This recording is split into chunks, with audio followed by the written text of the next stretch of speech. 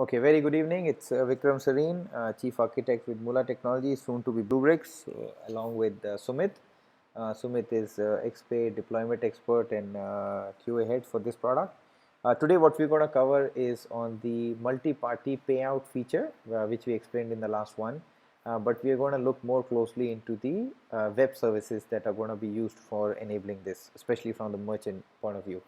So, sorry. Okay. So this was a quick slide on how the flow is. So that's the merchant's infrastructure, and their administrator is basically accessing and configuring things. So their developers will be developing their application, which we'll call the web services. It will hit the XPay web, and then from there it will go inside to XPay services and bridge and everything. And the sysadmin or the operator of the XPay owner will be basically configuring the system. I'll show you that very quickly. And then once the payout has happened to the sub merchants, then there will be emails getting shot at, to the sub merchants. So very quickly, what we're going to do is first we're going to look at the merchant setting that I'll show you from the dashboard, and then after that we will get very quickly into these different APIs that gets used for actually doing the transaction. So open session is the one which is the starting point, and then that is where you specify all the transaction details and also the credentials of the merchant to actually request for a new session or request for a new transaction, or what we call it as payment token ID. And then based on that payment token ID is what all the other APIs will be followed with. So that is the unique value that gets used.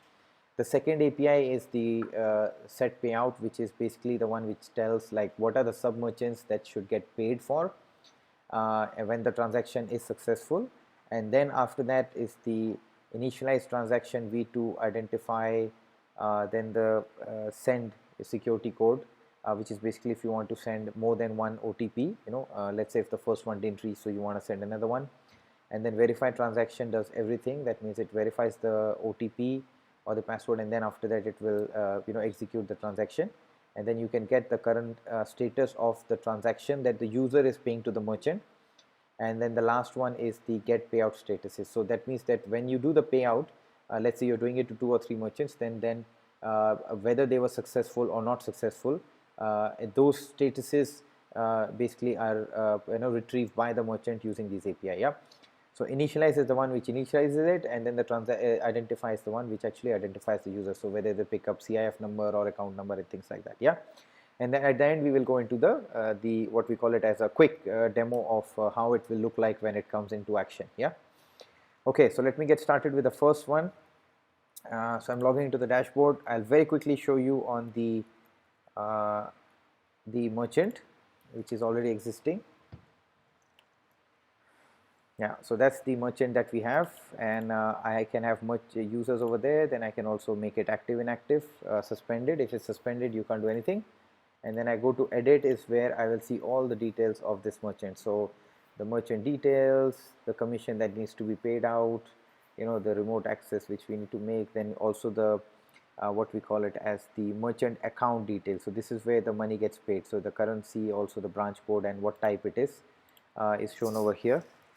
And then you can obviously set the policy also. So policy is showing up over here. Okay, now I'm quickly going to the sub merchant part. So let me just go back. And now over here, I can send the password to the owner of that, and I can also send the secret. Now secret is the one which the merchant will use when they actually make the web service calls. Yeah. So it's not visible to the operator of XPay. It is only issued by the system or from the system to the specific merchant.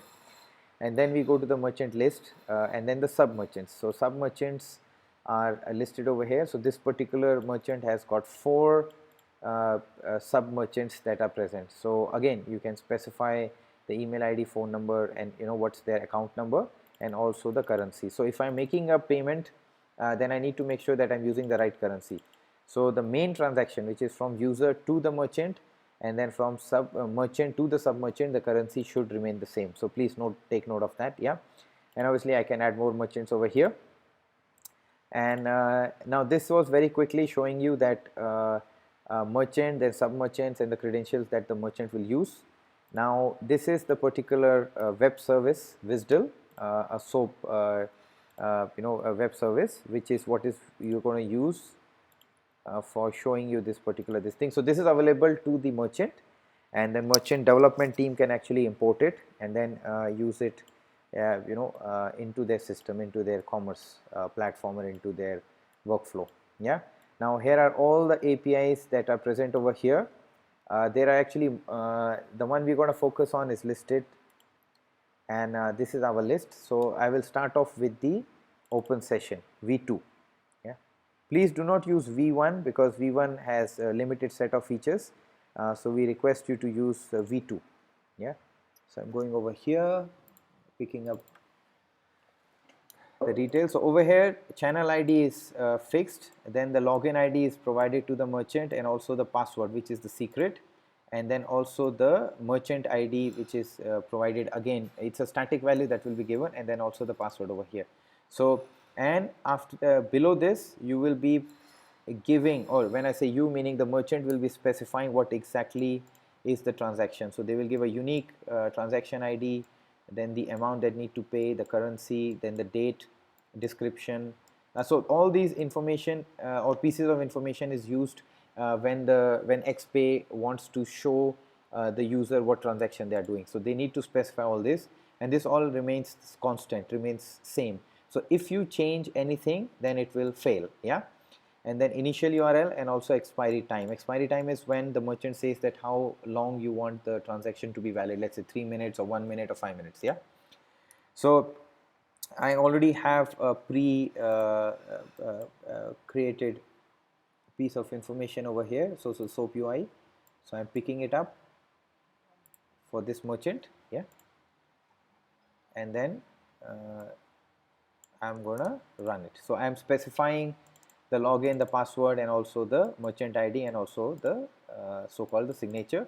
And then I'm also specifying, let's say now I want to specify a different ID. Yeah, and then the amount. So let's say amount is okay, 100. So let's just keep it simple.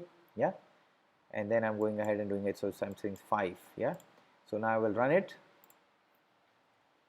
Yeah, so I've got success, and I've got the session ID, and I've also got the payment token ID. So these two values are important for us.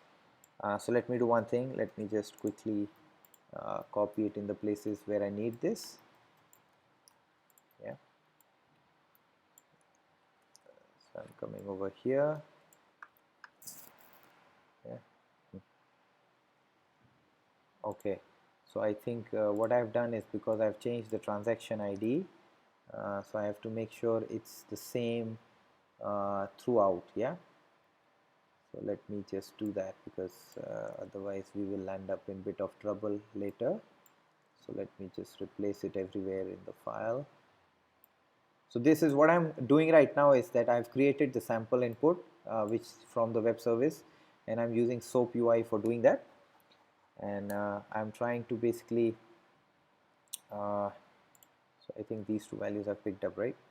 So that's my session ID, and that's my payment token ID. Yeah, so session ID, payment token ID is important because that is for each specific transaction. So we have to input it. Yeah, so I'm just going to replace it everywhere, so it's easy for me to show you the demo very quickly. Okay, sorry for a bit of time, but we just want to make sure we don't make any mistakes.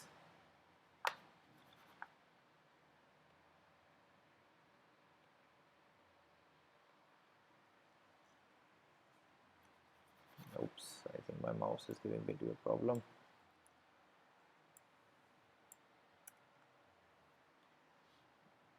Yeah, okay, that's too much of, I think, yeah, API is over here. Let me do that. Please have some patience with me on this.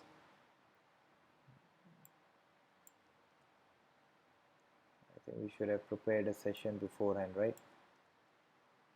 Yeah, okay, I think we're almost there.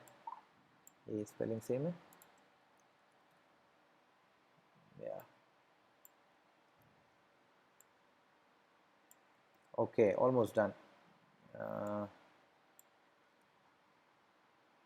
Okay, so now let's get started with yeah,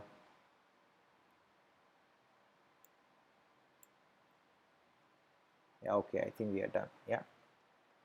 Okay, so now the second API that I need to show you is the set payout. So that is where I'm specifying which basically over here, if you see the parameters, so I have the session ID and a payment token ID, and then I am also specifying that how many merchants I'm going to pay out. So in this example, I'm taking 2 merchants, and I'm also specifying their account number, and I'm also specifying the amount that I need to pay to them. Yeah. So okay, let's come over here. Let's look at the set payout. Yeah, that's the API over here, and I'm going to run this. Yeah, okay, sorry, it says payment token ID is empty. Why is that? यही तो है ना? One second, did I make something wrong? ऐसे copy किया है. Yeah. Okay.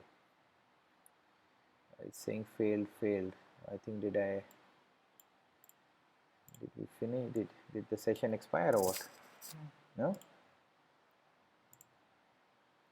Okay, let's just create a new one. So this is my session ID.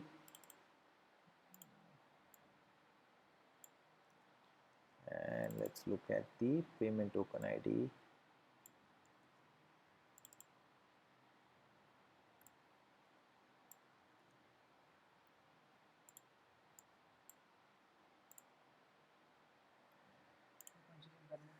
Huh?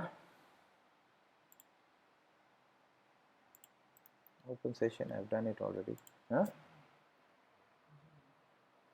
One second, guys. Yeah. Spelling is different, I think. Yeah. Oops, sorry guys, I think there's a little mistake there. I think the parameter is yeah, that's how it should be. Sorry about that. Okay, my bad. I think I typed it wrongly in my sample code. Okay, now I'm running it. Yeah, so over here I got success. So as you would see is that so that means the payout is set for this sub merchant and the second sub merchant. Yeah. So that is basically telling XPay that I want to pay these 2 merchants $10 and $5 if the payment is successful. So now we'll go to the next one, which is initialize transaction. So I'm coming over here. Okay, let's say where is initialize transaction v2? Yeah, I'm over here. So I'm just going to pick up the prefixed value and replace 3 things over here. Yeah, so the session ID, which I'll pick up from here, from here.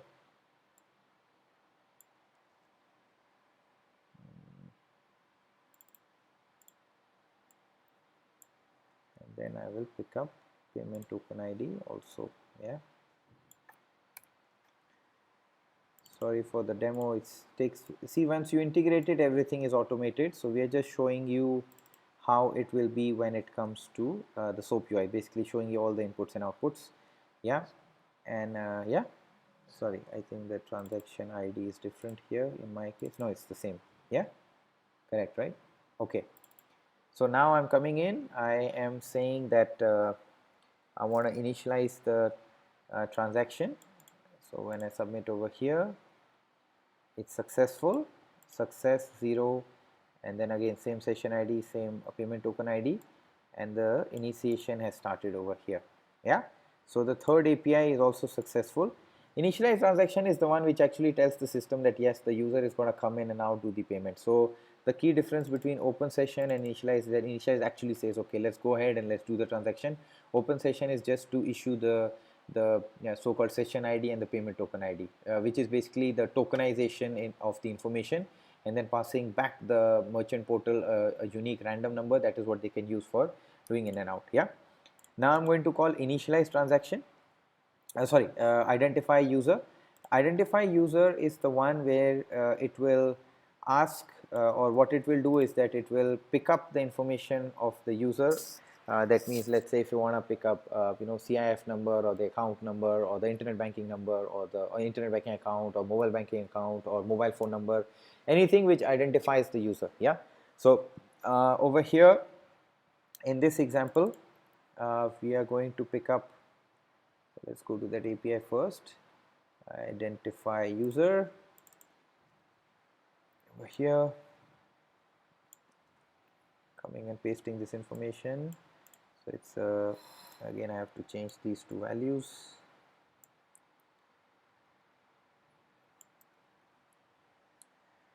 So let's pick up from initialize and then token ID. Yeah, so these are the two values. So what I would like to highlight over here is that the user details part, which is where the user from the screen or from your mobile interface, you will be asking the user to input the number. So in this case we are taking the account number.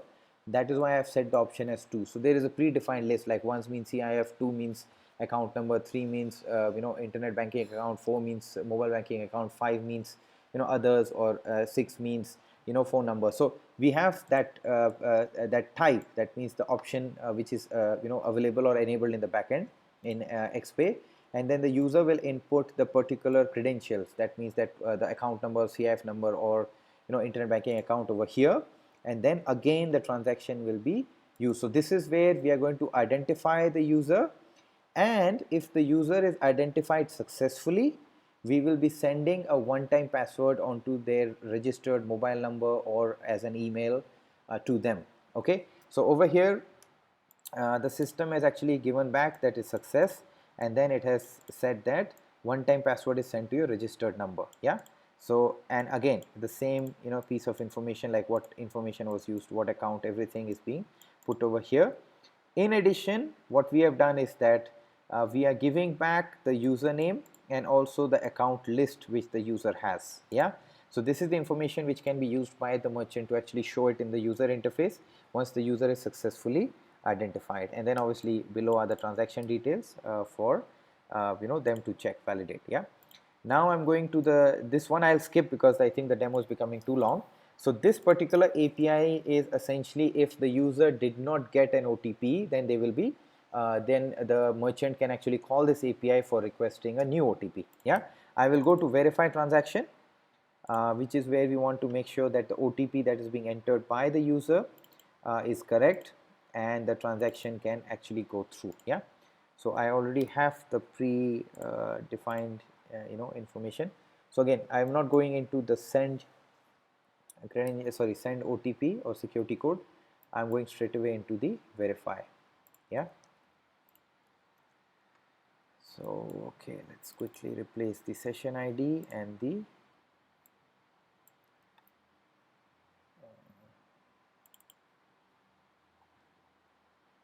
let's replace the session ID. Yes. And the second thing we need to replace is the payment token ID. Yeah, payment token ID is the tokenized value, so it's that's the one which actually identifies if anything is changed or if the transaction is valid or not. Yeah, so again I'm going ahead and saying that yes, I'm doing this particular transaction. Yeah, okay, now over here you see credential, right? Yeah, so this is the credential that the user has got, which is in this case is one-time password. So I've got it on my phone and I'm entering it over here. Yeah, yeah, okay, what I'll do is I'll put a wrong one first and show you that it fails. Yeah, so see, the verify OTP failed. Yeah, and now I'm going to input the right one. It ends with 8. Yeah, so now I'm going to go ahead and do it, and now you see it's success. So if you enter wrong OTP or wrong credentials, it will fail, and if it is success, then that means that the payment has got through. Now this API is fantastic because it is doing two things. Firstly, it's transferring the money from the user into the merchant account, and then in the background it is also going ahead and making the payouts, yeah, to the two merchants that have been what we call it as that have been asked to pay, make the payout when the transaction is successful. Yeah, so now how do we see that? Okay, I will first show you the user to merchant payment, which is through this API of get current transaction status. So over here, so again I need to input the two things that is very important for us, which is the session ID and the, sorry, not this thing, session ID and the payment token ID.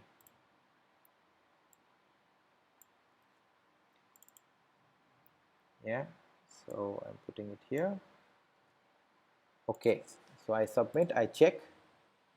Yeah, so that means it says that the transaction was successful, otherwise it would show error or pending, anything like that over here. And then I get to see all the core reference information. So this is the core reference which is coming from the core system. So let's say if you have a core banking or core switch which is going to return it back, and this is the reference number, and then it is also giving you back the transaction from the user to the merchant. Okay, so this is this API, which is get current transaction status, gives you back the information from user to merchant. Yeah, and the second API is merchant to sub merchants. So status of that can be found using get payout status. Yeah, so get payout status is the one which is over here. Again, I'll just pick up the information pre-configured. Yeah, over here looks quite straightforward. The reason is because it's just picking up the information, which will take two things. One is going to be session ID, so let's take that, and the payment token ID. So let's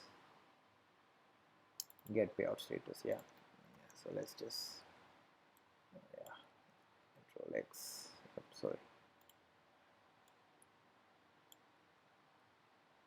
Okay, I think it just doesn't. Okay, paste it, and then this one goes over here, and now I will check what happened with my sub merchants. So okay, now what we see here is that we had two sub merchants whom we had to pay, right, and both of them as successful. Okay, now and then you can see the account number, you can also see the amount, and you can also see what status was there. Yeah, so it is a separate payments. So one more thing which I would like to highlight over here is that when you call get status payout, the amount which you are specifying for the two merchants, so let's say in this case is 10 and 5, that should be less than the actual transaction amount. So in this case the transaction amount was 100. So if I had the transaction amount as, let's say, 10, and I'm trying to make a payout of 10 plus 5, which is 15, which is more than the transaction amount, then it will fail.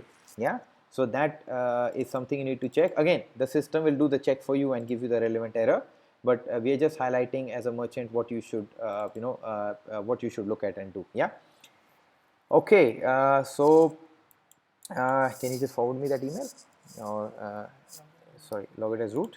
Okay, log it as me, or no, I can use it as sorry, I can. Okay, I just want to show you that whenever the payment happens, so as we highlighted over here, you just forward me this email.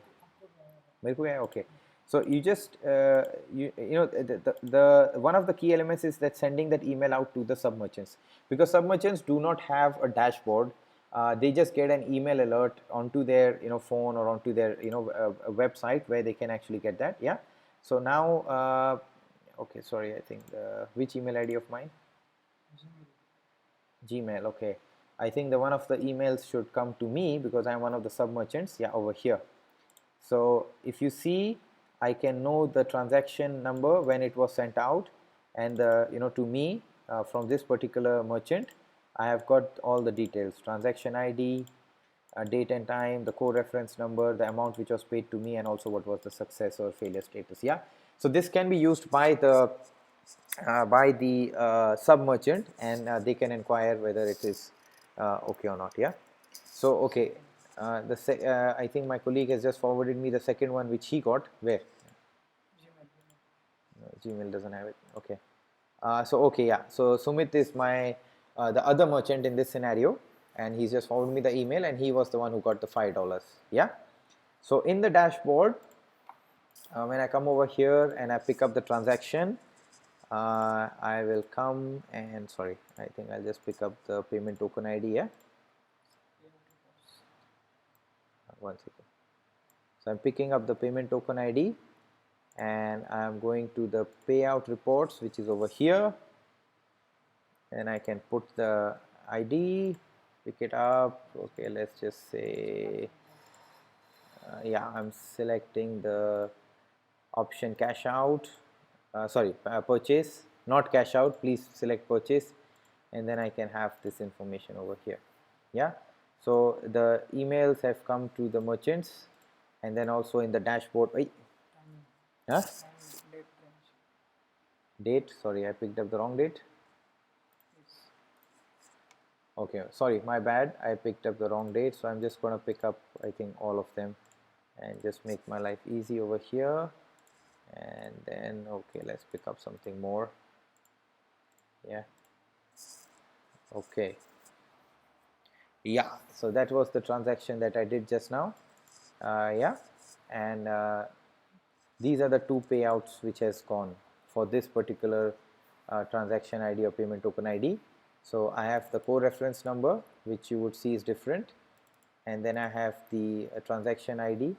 This is same because it's a payout, and then I have the merchants, the merchant who paid them, and then the sub merchant, their accounts, and the amount that was paid, and the success and failure status. Yeah, so this was very quickly sharing with you all the how the APIs work. This is how it looks like. So you have open session, set payout, then you have verify transaction, you know, identify user. All these things are going to come over here and then make the transaction enabled. So now the last thing I'm going to do is I'm going to show you the sorry, what's the URL? Okay, my colleague has just passed me the URL for showing you a demo of how it will look like when it gets integrated. Yeah, so let's say I'm buying a laptop, notebook, and I'm gonna go pay now. That's where the open session will get called. So open session and got called, and the payout will also get set. So I'm coming over here, doing that. Yeah, this is where I get to see the merchant details. Which one first one? Yeah, okay, coming over here, I'm supposed to specify account number. Sorry, that's the account number, not the sub merchant. Yeah, okay, I'm coming over here, pressing a tab. It picks up the information as I showed you, that it can show you the name as well as the account number and the Khmer, and then I will say proceed. Now when I have done that, I am supposed to get a SMS automatically from the system. So I've got it already. 629-321. Okay, again, show you that it works. I will say verify. Yeah, it didn't work, so this is the correct one. I'm coming over here, successful, and then now it's redirected back to the merchant saying it's successful. Yeah, so now let me pick up this ID and show you in the reports how it reflects over here with the smooth flow that is you know, made available through XPAY. Yeah, again, the two merchants being paid, this time it's $25 and $45. That's what we have set in the background, and then I'm showing you the email has also come to me. Again, I've got paid 25, and then I think my colleague over here will get paid 45. So that was like less than 15-second experience of how the whole thing works, and you can also pay your merchants real time. Yeah, so again, a fantastic feature we have added in in XPay, and we are hoping that this can help further automation and make more efficiency when it comes to payouts or when it comes to payments. Yeah. With Sumit signing off, it's Vikram Sareen. Have a great evening, and thank you so much for your time and watching this demo video. Yeah. Thanks a ton. Bye bye.